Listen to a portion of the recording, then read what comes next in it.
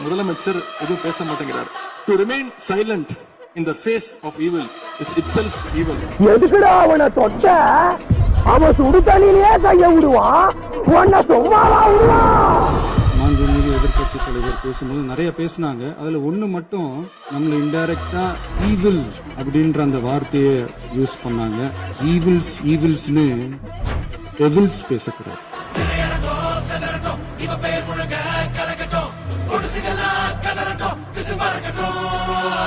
கடந்த 4 நாட்களாக திராவிட முன்னேற்ற கழகம் முதலமைச்சர் ஏன் பேசலன்னு சொல்லிட்டே இருந்தாங்க. இன்னைக்கு பேச ஆரம்பிச்ச உடனே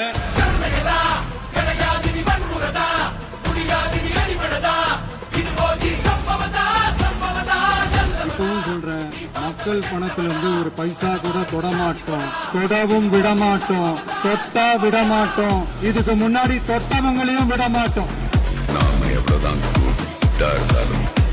5 நிமிஷம் பேசுனதுக்கே கொலை தூரி இந்தாட்டம் இருக்கு.